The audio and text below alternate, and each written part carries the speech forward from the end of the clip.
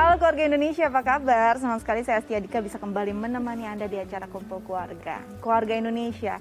Kali ini kita akan bahas tentang suatu hal yang mungkin kayaknya erat banget sama kehidupan kita, itu media sosial. Ini dari anak-anak bahkan sudah mulai mengenal juga nih media sosial. Apalagi remaja kayaknya jadi bagian yang sulit dipisahkan. Apalagi kayaknya jadi media untuk mereka melakukan aktualisasi diri. Sebenarnya dampaknya untuk remaja kalau terlalu candu pada media sosial itu seperti apa sih? Kita akan bahas bersama psikolog kita dan Mbak Ayu Sutomo. Langsung kita sapa yuk. Halo Mbak Ayu. Hai Dika, apa kabar? Baik Mbak Ayu, apa kabar? Baik, alhamdulillah. Oke, Mbak Ayu, ini kita bicara tentang media sosial. Kayaknya hampir semua orang ya yang sudah bisa menggunakan gawai punya media sosial. Bahkan anak-anak udah ada nih yang orang tuanya juga membuatkan media sosial khususnya. Tapi kita mau khusus pada remaja.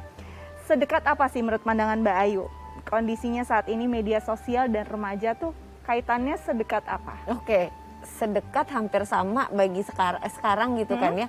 Hampir sama antara dunia digital dengan dunia nyata. Bagian dari remaja ya media sosial itu adalah bagian dari daily life-nya mereka, pergaulannya di situ, interaksinya juga di situ gitu kan.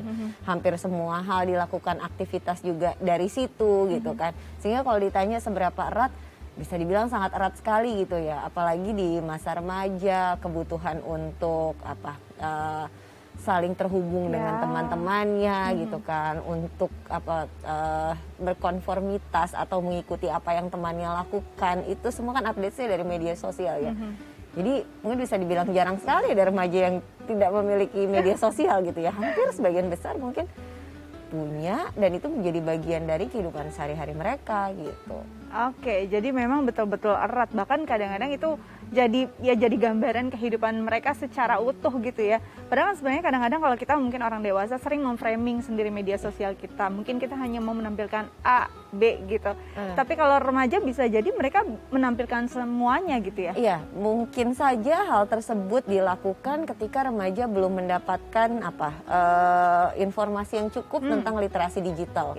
Jadi artinya sebenarnya media sosial bagiannya itu adalah masuk ke dalam bagian digital life, penting bagi setiap remaja gitu, setiap individu, bahkan bukan remaja aja, tapi remaja menjadi lebih penting karena memang bagian daily life-nya banyak ada di situ gitu, untuk paham tentang sebetulnya perlu loh, ada hal yang boleh dilakukan, ada hal yang tidak boleh dilakukan, ada hal yang bisa menjadi konsekuensi dari apa yang kamu lakukan. Kemudian ini kalau dipakai benar bisa jadi manfaat, dipakai kurang tepat itu bisa menjadikan atau membuahkan konsekuensi tertentu yang kamu harus tahu. Ditambah lagi kalau kita berbicara mengenai remaja, memang kan secara neurologis, kemudian kemampuan otak yang terkait dengan pengambilan keputusan yang matang, kemudian logika yang matang, begitu kan. Nah itu belum terlalu kuat, masih dalam proses berkembang sampai nanti dia usia 20-23an sekitar itu. Sehingga kalau kemudian ada keputusan-keputusan yang sifatnya impulsif, tanpa memikirkan jangka panjang, dalam membuat keputusan juga tidak cermat dan tidak matang, kemudian kaitannya di sosial media pada akhirnya berdampak pada banyak hal, karena kan sosial media once you post everybody can see it sebenarnya kayak gitu kan. Nah itu sangat mungkin untuk terjadi, makanya PR-nya sebetulnya untuk tetap mengkawal remaja kita, mendampingi, sembari juga kita memberikan literasi yang tepat tentang sebetulnya sosial media kalau dipakainya benar bisa loh bawa banyak manfaat kayak gitu. Tapi apa yang menjadi indikator anak kita sudah terlalu candu sama media sosial? Oke, kalau kita berbicaranya mengenai kecanduan gitu kan, ya itu sebetulnya memang ada terms and conditionnya tertentu gitu, di mana hal tersebut sangat mengganggu sekali ketika dia tidak mendapatkan akses terhadap itu. Jadi kalau nggak lihat sosial media sebentar aja tuh udah gelisah, dan kemudian mencari usaha yang sangat-sangat besar untuk bisa terhubung gitu. Sehingga ada perasaan gelisah, ada perasaan nggak nyaman ketika dia tidak tersambung dengan sosial media. Bahkan bukan hanya untuk pada saat nggak ada keperluan apa-apa ya, kecuali kalau misalnya memang ada bunyi notification, ada DM yang masuk, dibuka, itu kan memang berarti betul gitu. Tapi nggak ada apa-apa pun terus-terusan, dan itu dilakukan dengan sangat intens sampai mengganggu aktivitas-aktivitas yang lain. Kemudian kalau misalnya baterainya habis, teleponnya, atau nggak bisa akses karena sinyalnya hilang atau tiba-tiba sinyal nggak ada gitu kan, itu ada muncul perasaan atau emosi negatif yang muncul. Jadi kayak gelisah, kayak nggak bisa untuk fokus, konsentrasi, itu belum lihat kayak gitu. Nah sebenarnya ke arah sana kalau misalnya kita lihat gitu kan. Nah, kalau itu sebetulnya kita gunakan untuk sesuatu yang positif, ya bisa-bisa aja Bisa gitu kan. aja ya. Cuma kan orang tua harus mengarahkan misalnya. Jadi sebenarnya orang tua bisa memahami juga nih karakter si anak ya, apalagi kalau sudah ada perubahan sampai tadi kayak resah, gelisah kalau ini kuota habis, oh ya kan, baterai habis. Ini kan suatu hal sebenarnya yang bukan krusial ataupun vital, tapi kalau itu dijadikan sebagai suatu yang primer, ini kita perlu hati-hati gitu ya Mbak Ayu. Oke, nanti kita bahas lebih jauh, tapi kita harus jeda dulu ya Mbak Ayu ya. Nah, keluarga Indonesia jangan kemana-mana, tetap bersama kami di Kumpul Keluarga.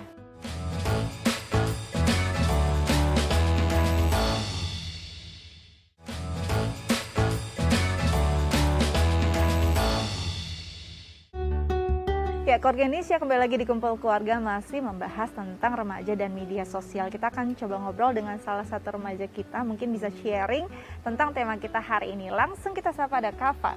Halo Kafa. Halo Kak. Apa kabar? Alhamdulillah baik Kak. Alhamdulillah. Kafa, aku boleh tahu usia kamu saat ini berapa sih? 15 tahun Kak. 15 tahun, ini lagi seru-serunya di media sosial. Kamu pengguna media sosial, apa aja yang aktif kamu gunakan saat ini? Instagram sama TikTok. Wow, seru ya. Oke, dari kedua media sosial tersebut, mana sih yang favorit kamu? Instagram. Instagram. Kenapa nih favoritnya Instagram? Apa yang kamu dapat dari media sosial tersebut? Banyak edukasi yang positif bisa diambil Kak. Semacam kayak bisa ada program bisa membantu masak, kayak ada video masak bisa ditiru dengan sama kita gitu. Oh oke, kamu kayaknya hobi masak ya, jadi ini tips-tipsnya bisa digunakan dari Instagram. Kalau dalam satu hari biasanya Kafa sendiri menggunakan media sosial tuh berapa lama waktunya kalau mungkin di rata-rata per hari? Gak lama sih Kak, paling cuma dari pagi sampai siang karena kan ada daring ya. Ah ya, ada sekolah juga ya? Iya. Oke Mbak Ayu, kalau kita lihat tadi kan Kafa sendiri punya minat fokus gitu ya, mungkin masak atau edukasi yang lain. Nah ini kan kadang-kadang nggak semua remaja punya fokus yang sama, karena aksesnya luas banget. Apa yang bisa dilakukan oleh orang tua untuk paling tidak mengarahkan anak remajanya untuk fokus saat menggunakan media sosial? Mengingat nih remaja kan rasa ingin tahunya besar banget. Gimana tuh Ayu? Benar ya, jadi pengen explore ke sana kemari, pengen tahu, kadang-kadang nyangkutnya juga bukan di tempat yang tepat, yang bikin deg-degan gitu kan sama orang tua gitu kan ya. Oke, satu yang pertama yang perlu dilakukan oleh orang tua adalah kalau udah anaknya mulai remaja, pola komunikasi yang sifatnya menggurui itu mulai porsinya dikurangi Ya. Tapi lebih banyak kepada yang sifatnya itu diskusi. Cari tahu deh apa yang jadi minat anak kita, membangun komunikasi yang baik dengan anak kita, tahu dia sukanya apa.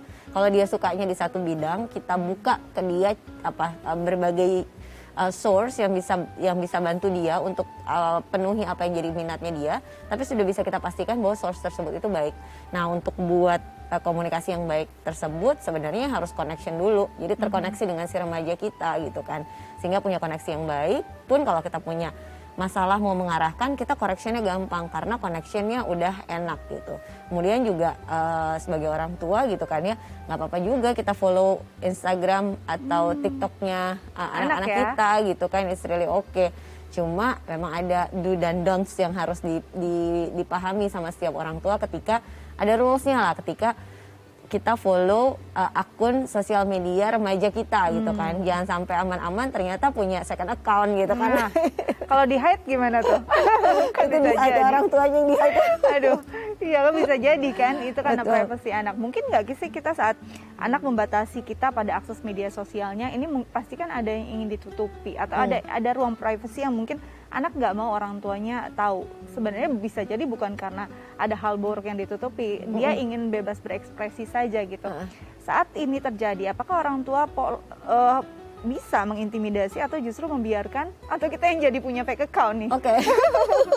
Orang tuanya punya fake account ya. Biasanya kondisi kalau misalnya anak tidak membiarkan orang tuanya untuk follow, itu biasanya karena memang kalau follow nanti akan gini komennya. Kan selalu ada kausalitas ya, sebab akibatnya seperti apa. Anak sudah menakar gitu, kondisinya seperti apa.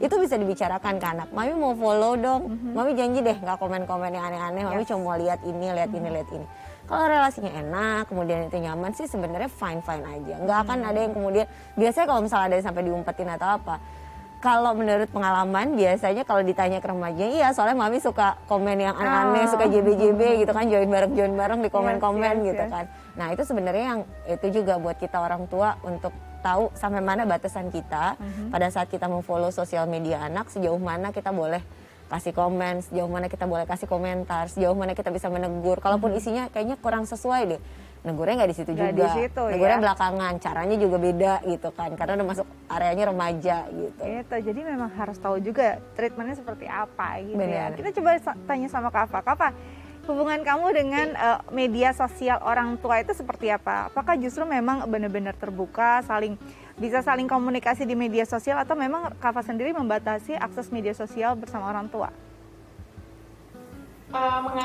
Gak terlalu terbuka juga kalau Kava ya Kak. Jadi kadang-kadang kalau orang tua nge-follow Instagram, bikin akun satu lagi. Kita obrolin tadi ya. Oke, kenapa alasannya? Karena ya takut di komen kayak gitu sih Kak. Yang takutnya kan ini ibu lo kok gini-gini, udah kayak udah kepikiran sebelum Jadi di-follow overthinking juga sih, Kak. gitu ya. Iya. Lalu orang tua pernah menanyakan itu nggak sih sama Kava sendiri? Nggak pernah sih Kak, untungnya nggak pernah. Tapi Kakak pernah, kok lu bikin akun satu lagi sih, biar apa? Karena ini memang sering terjadi ya di masyarakat, dan memang akhirnya jadi satu pembelajaran juga untuk orang tua kenapa sulit terbuka gitu ya. Padahal sebenarnya bukan ingin menutupi suatu hal yang buruk, tapi mungkin kurang bebas aja, atau tadi overthinking juga, takut orang tuanya komen apa. Oke, biasanya Kava, di media sosial pasti kan ada influencer yang kamu suka atau kamu follow. Sejauh mana daily life mereka memengaruhi hidup kamu? Apakah memang benar-benar kamu ikutin semuanya, atau memang cuma jadi bahan referensi kamu aja? Kadang-kadang ada yang Kava ikutin, kalau yang baik Kava ikutin, tapi kalau ada yang nggak baik ya cuman dilihat aja, biasa aja gitu sih Kak. Oke, jadi sudah bisa memilah-milah ya, walaupun itu idola kita. Tapi sebagian anak remaja nggak gitu nih Mbak Ayu. Bisa jadi yang benar-benar jadi idola, kayaknya semua yang dilakukan itu baik gitu.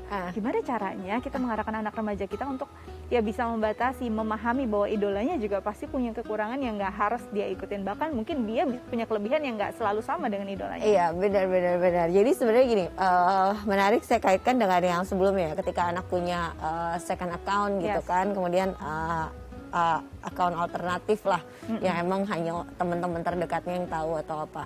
Itu kan balik lagi kalau kita sebagai orang tua ya, itu bukan sesuatu yang bisa kita kontrol lagi gitu kan. Nah, tapi yang bisa kita lakukan adalah memberikan pemahaman kepada remaja kita, ajak ngobrol, ajak diskusi bahwa ada hal-hal yang boleh dilakukan, ada hal-hal yang tidak boleh dilakukan. Yang boleh batasannya semana, yang tidak boleh batasannya semana, dengan berbagai macam resikonya. Kemudian tuh didiskusikan sehingga dari resiko-resiko tersebut, sehingga coba pikir-pikir kalau mau melakukan tindakan ini. Itu sebetulnya bekal dasar. Mau 4, 5, 6, 7, 8 account yang dia punya, kalau kemudian dia punya pemahaman yang cukup baik tentang gimana sebetulnya bermedia sosial yang benar, itu sebetulnya ya setidaknya bisa menjadi bekal bagi dia untuk ya walaupun lagi pakai second, third, fourth account gitu kan ya tetap aja dia tahu bahwa oh ini boleh, ini enggak baik untuk dilakukan, ini baik untuk dilakukan gitu kan, sehingga dia paham. Termasuk juga gitu kan materi diskusi tersebut termasuk juga dimasukkan ke influencer. Tahu juga penting juga bagi orang tua tahu siapa sih yang diidolakan gitu kan. Kemudian kita tahu juga apa sih hal-hal positif yang dia miliki, apa hal-hal negatifnya gitu kan. Itu dijadikan bahan diskusi sehari-hari aja. Kadang-kala mungkin oh ya dia bagus di sini, dia nggak bagus di sini. Kita bantu untuk menyadarkan pada anak bahwa oh ya dia manusia juga loh. Kadang-kala gitu kan ya, ada juga waktu-waktunya dia buat salah. Mungkin dia nggak sempurna, mungkin dia melakukan satu kesalahan atau statement yang mungkin kurang pas atau kurang tepat, ya itu normal things gitu, karena dia juga kan manusia gitu. Kalau dari situ dijadikan bahan diskusi, kemudian diberikan informasi kepada anak gitu, sehingga anak punya pemahaman bahwa oh ya emang suka banget, tapi ada hal-hal yang kamu suka, ada yang enggak. Oke, jadi sebenarnya fungsi kontrol orang tua saat anak bermedia sosial tuh bukannya justru nongkrongin gitu ya, bukan benar-benar kontrol otoriter, tapi kita juga harus ikut flow-nya seperti apa ya. Oke, Kava, di sini kan ada psikolog kita. Ada nggak yang ingin kamu tanyakan terkait tema kita hari ini? Silakan. Ada sih Kak, Apa satu pertanyaan. Ini juga teman juga kan tadi ada teman datang ke rumah. Coba Kak Flu tanyain kayak gini katanya. Apa tuh? Bagaimana cara untuk membatasi media sosial dalam kehidupan sehari-hari dengan baik Kak? Oh, oke. Oke, gimana Cara tuh, untuk Mbak? menggunakan media sosial Yang baik. gitu kan ya. Gimana caranya supaya nggak kelewatan pakai media sosial? Satu, pahami dulu gitu bahwa sebetulnya ketika kita menggunakan media sosial gitu kan ya, itu pasti akan ada hal positif dan negatifnya Ya, di situ betul. gitu. Berfokuslah pada hal-hal positif yang bisa kita dapatkan dari sosial media. Apa hal-hal yang kira-kira bisa mengembangkan kemampuan diri kita, membuka jalan bertemu dengan orang-orang baru dengan komunitas yang baik gitu kan. Kemudian menggali hobi-hobi kita yang pada akhirnya mungkin bisa menambah skill kita. Nah, berfokuslah pada hal yang tersebut gitu. Ketika kita tahu bahwa kok pengaruhnya sudah mulai kurang tepat atau kurang pas begitu kan ya, itu mungkin bisa untuk dihindari atau dikurangi. Kemudian yang kedua, carilah aktivitas di luar aktivitas sosial media tersebut. Jadi kalau misalnya mungkin di sosial media, ia dapat inspirasi, ia dapat insight, tapi kemudian untuk aplikasinya harus di dunia nyata. Nah, itu harus tetap ada dilakukan gitu. Sehingga punya aktivitas lain di luar penggunaan sosial media yang kadangkala karena waktunya terlalu banyak, akhirnya browsingnya kemana-mana yang justru tidak membawa manfaat seperti itu. Jadi malah nggak sesuai atau nggak tepat guna lah Iya, benar. media sosialnya. Kira-kira seperti itu Kak Fa. Boleh kamu terapkan sama teman kamu tadi ya. Semoga ini bisa membantu kamu bermedia sosial lebih asyik lagi, lebih bijak lagi. Kak Fa, makasih banyak ya sudah bergabung bersama kami di Kumpul Keluarga. Terima kasih banyak. Sampai jumpa. Sama-sama Kak. Oke, seru banget ya Mbak sebenarnya kalau ngomongin remaja, apalagi dengan media sosial yang juga istilahnya untuk remaja itu satu hal yang kalau berselancar di sana tuh menarik banget. Tapi kalau sudah sampai ada dampak negatif, perlu nggak sih kita puasa media sosial? Nanti kita bahas. Tapi kita jeda dulu. Jangan kemana-mana, Keluarga Indonesia tetap bersama kami di Kumpul Keluarga.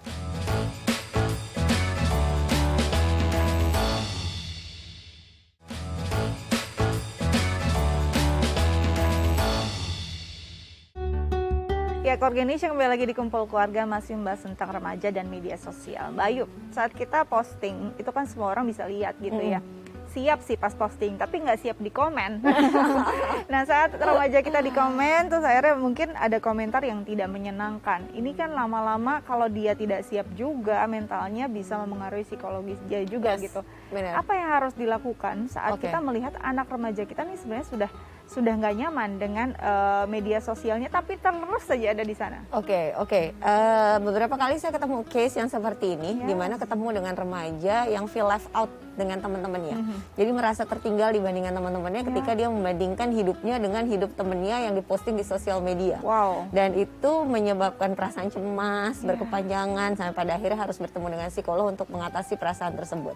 Saat itu yang disarankan mau tidak mau adalah satu, didistraksi dulu dari sosial media, yang artinya adalah istirahat sebentar atau jeda sebentar dari sosial media, paham dulu kebutuhannya, serta membangkitkan pemahaman dan kesadaran bahwa it's not fair to compare your true life with others' life in social media gitu. Jadi kan nggak apple to apple. Sosial media itu kan hanya capture gambar-gambar yang indah, tapi dia membandingkan dengan kehidupan dia secara keseluruhan. Kondisi seperti itu mau tidak mau gitu kan, sarannya salah satunya adalah detox dulu dari sosial media. Artinya stop dulu gitu kan, sampai mendapatkan insight bahwa sembari ditumbuhkan insight bahwa yang ditampilkan sosial media itu nggak sepenuhnya benar. Kalau emang saya ngerasa saya belum siap untuk melihat itu, ya saya yang mundur, karena posting orang nggak bisa kita kontrol. Yang bisa kita kontrol kita mau lihat atau enggak. Tombol mute ada gunanya. Beberapa orang yang mungkin kita nggak kuat untuk melihat interaksi dia di sosial media, lebih baik kita mute saja. Pemahaman itu kalau kita sampaikan kepada anak untuk menjaga kesehatan mental anak, boleh banget untuk dikasih tahu gitu kan. Kalau emang nggak kuat ya udah mute aja, nggak usah di unfollow aja atau di mute saja gitu kan. Itu anak juga perlu untuk mengetahui hal tersebut. Di samping juga edukasi bahwa sebetulnya ketika kamu posting, kamu harus siap dengan komen loh. Jadi ketika kamu melakukan satu aksi, kamu harus siap dengan konsekuensi dari aksi tersebut. Bahwa nggak semua orang komennya bagus, nggak semua orang komennya itu mungkin oke, karena komen orang nggak bisa kamu kontrol. Are you really ready for that gitu kan? Kamu benar-benar siap nggak dengan itu? Nah, kalau dia bilang, akhirnya remaja kan konsep berpikirnya juga sudah mulai berkembang gitu kan, memikirkan konsekuensi. Sebenarnya itu latihan juga bagi anak untuk simulasi latihan pengambilan keputusan terhadap langkah yang mau dia lakukan gitu. Siap nggak nih posting kayak gini? Oh iya siap. Oke, kalau ada komen yang jelek kayak gimana? Oh iya, nanti aku tanggapannya ya. Kan aku nggak bisa senengin semua orang. Oke, berarti udah tahu nih konsepnya harus kayak gimana. Nah itu yang dibuka ke anak kita. Kalau misalnya ternyata nanti udah di komen jelek dia ngerasa nggak siap, ya nggak apa-apa banget bilang. Ya udah di close aja komennya atau di leave aja sosial medianya. Apalagi kalau udah sampai ada pembulian gitu ya di sosial media itu kan lebih berat lagi. Jadi memang kita harus mempersiapkan mental anak, jangan sampai juga justru orang tuanya yang lebih emosi lagi membalas komennya, itu lebih serem lagi. Jadi sebenarnya saat kita membiarkan remaja kita untuk bermedia sosial, kita pun harus siap mental untuk memahami juga kondisinya akan seperti apa ya kan.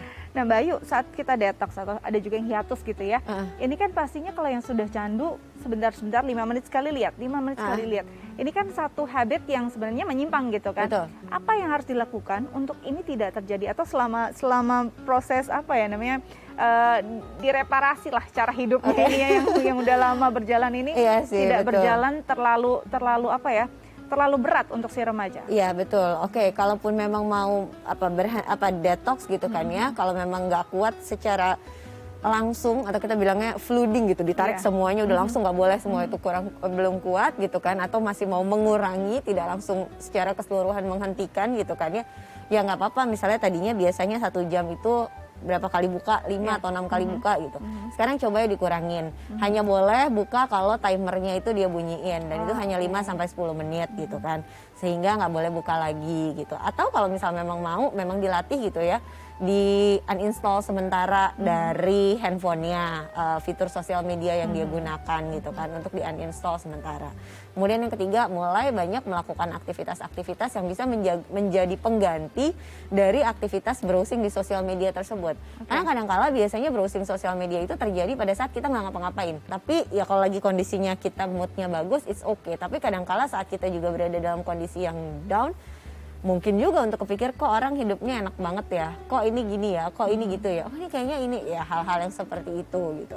Nah kalaupun memang kita mau stop itu, kita mulai cari aktivitas-aktivitas di dunia nyata gitu kan ya, yang bisa kita lakukan untuk menggantikan sekedar isengnya di sosial media tersebut. Jadi secara waktu dibuat lebih disiplin, ada pengganti kegiatan, itu bisa dilakukan. Ini sebenarnya jadi refleksi kita juga sebagai orang tua ya Mbak Ayu, karena ini gambarannya mungkin di remaja, tapi nggak sadar kita juga melakukan hal yang sama. Iya gitu, benar, karena kalau di riset saya pernah baca itu sekarang itu 4 menit sekali orang dewasa itu buka handphone untuk sekedar nggak ngapa-ngapain, ngecek aja. Itu dia, itu yang harus digarisbawahi. Jangan-jangan kita melakukan yang sama. Ini pasti hari ini jadi refleksi buat kita dan juga keluarga Indonesia di rumah, untuk paling tidak memahami, benar nggak sih, jangan-jangan kita juga sudah candu media sosial.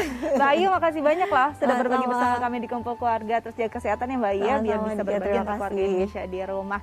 Nah, keluarga Indonesia, sekian Kumpul Keluarga hari ini. Nanti kita ketemu lagi. Jangan lupa untuk selalu menjaga kesehatan, protokol kesehatan 5M, agar kita bisa menjaga orang-orang yang kita sayang. Saya Astia Dika pamit undur diri. Sampai jumpa.